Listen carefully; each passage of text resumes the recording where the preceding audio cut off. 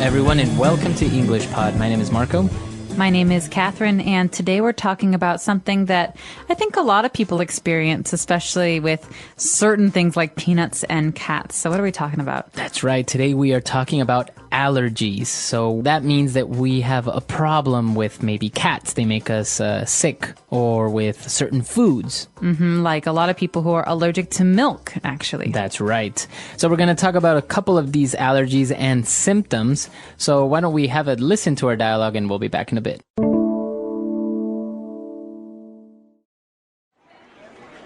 Oh, I feel terrible. I keep sneezing and my eyes are all watery. What's wrong with me? Wow, you're not dying, are you? It looks like you have a cold. You should take some medicine. I don't think it's a cold. I feel fine if I move a few feet away from my desk. Maybe we should put you into quarantine. Jokes aside, I think you might have an allergy. An allergy? I never thought about that. I don't think I'm allergic to pollen, though, and I'm desensitized to bee stings after being stung so many times. Ow! Why did you chuck that peanut at me? Just checking if you're allergic to peanuts. I guess not. Not funny. I could have gone into anaphylactic shock. Okay, my bad. How about dust? This office is full of it. Yes, the whole office is dusty, yet I only feel affected near our desks. You brought your cat into the office? Yeah, it's Mr. Snuffle's birthday today. I didn't want him to be alone on his special day. Put it away! I guess we found the problem. You're allergic to cats. All right, so now let's take a look at vocab on language takeaway. Language takeaway. All right, so Marco, we have a number of things that might happen if you're feeling like you're allergic to something. The first one is, my eyes are all watery. Okay, so your eyes get watery, and that means you start to have a lot of water, a lot of tears in your eyes. That's right, but you're not sad, you're not crying. It's just that you have this reaction that you cannot control, and the water maybe comes down from your eyes. Right, usually your eyes get wet and Itchy. watery, itchy, red. Yeah. So a lot of that. There's another thing, too. This happens a lot. You feel like you can't stop sneezing. To sneeze. A sneeze is something you do when the air comes out of your nose. Achoo! Out of And your you- nose, out of your mouth, out of everywhere. Yeah, and you can't control it. And sometimes it's very, very strong. Achoo! Right. You move your head, but it's something that you do when you're allergic to something like a cat or a flower, but also maybe when you smell something very some spice like Pepper. hot pepper. Yeah. Or when you're sick, when you have a cold. That's right. And so his friend says that maybe they should put him into quarantine. All right, now this is a joke. If you have allergies, you don't have to go to quarantine. But quarantine is very serious. It's a place where people go when they have a dangerous or very infectious disease. Right. And quarantine means that no one else can come in and you cannot go out. Right, exactly. So I think when they had the pig flu, the swine flu, many people were put into quarantine to make sure they didn't give it to someone else. That's right. So usually in quarantine, you have to wait until you can prove that you're not sick anymore, and then you get to leave. That's right. All right, so they were talking about maybe the options of what he is allergic to.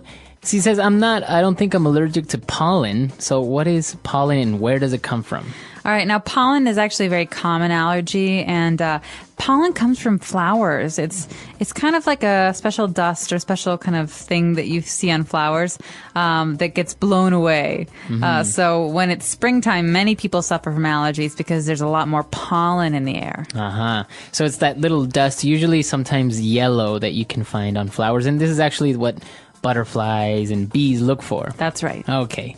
And then he talked about, he's not allergic to bees. And his friend threw a peanut at him, but he said it in a very strange way. He said, "Why did you chuck that peanut at me?" To chuck. All right. To chuck. Now, this is a very spoken English way of saying something. To chuck means to throw. So like, Marco, why did you chuck that pillow at me? That was mean. All right, so to chuck is to throw, but usually to throw something strongly. So, as you said, it's very spoken English. It's not really proper to actually write it or say it to someone in a formal occasion. Yeah, that's right. So you wouldn't say this in your English exam, but you could say this with your friends. Okay, so to chuck something. So that's all the vocab we have for you. Why don't we go back and listen to the dialogue again?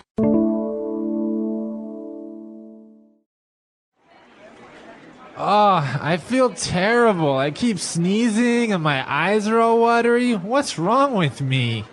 Wow, you're not dying, are you? Looks like you have a cold. You should take some medicine. I don't think it's a cold. I feel fine if I move a few feet away from my desk. Maybe we should put you into quarantine. Jokes aside, I think you might have an allergy. An allergy?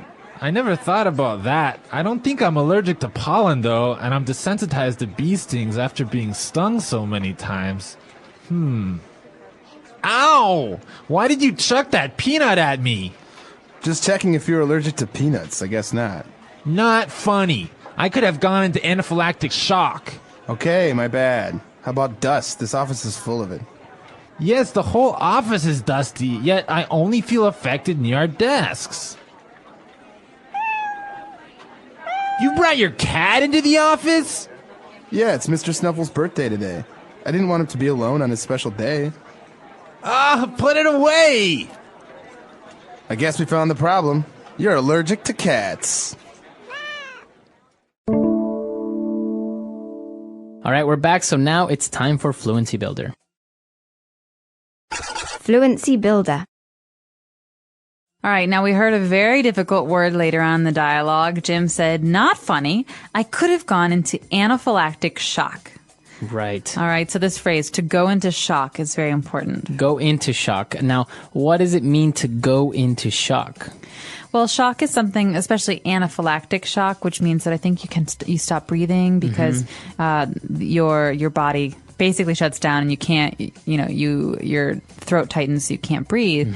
But to go into shock means that your body will kind of stop doing its normal functions. For example, if you fall in very, very, very cold water, your body goes into shock. Right. And this is something that is a physical reaction. You see it all the time in movies, I think, when a nurse or a doctor or someone yells, he's going into shock, right? That's right. And they have to get the paddles and beep. Right, exactly.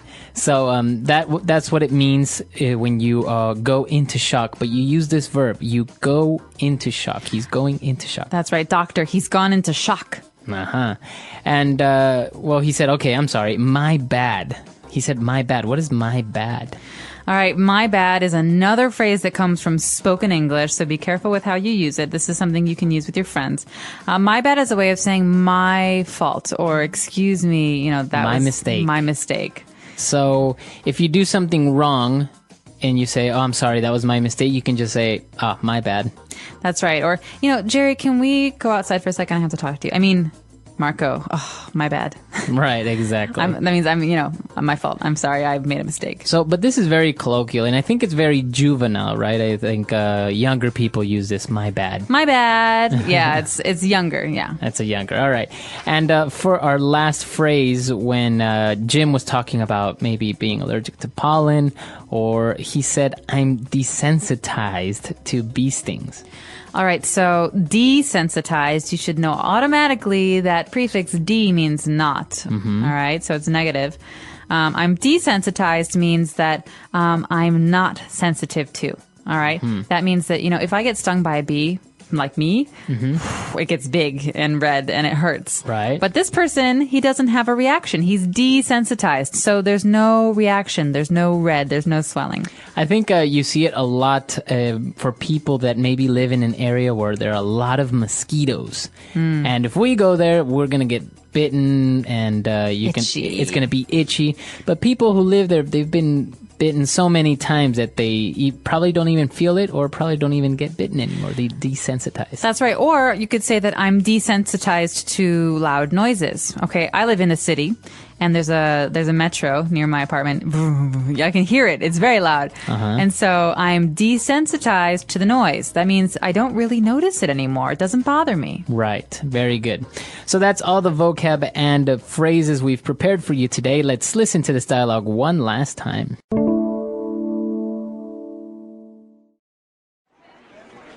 Oh, I feel terrible. I keep sneezing and my eyes are all watery. What's wrong with me?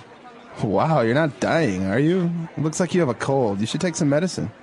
I don't think it's a cold. I feel fine if I move a few feet away from my desk. Maybe we should put you into quarantine. Jokes aside, I think you might have an allergy. An allergy? I never thought about that. I don't think I'm allergic to pollen, though, and I'm desensitized to bee stings after being stung so many times. Ow! Why did you chuck that peanut at me? Just checking if you're allergic to peanuts. I guess not. Not funny. I could have gone into anaphylactic shock. Okay, my bad. How about dust? This office is full of it. Yes, the whole office is dusty, yet I only feel affected near our desks.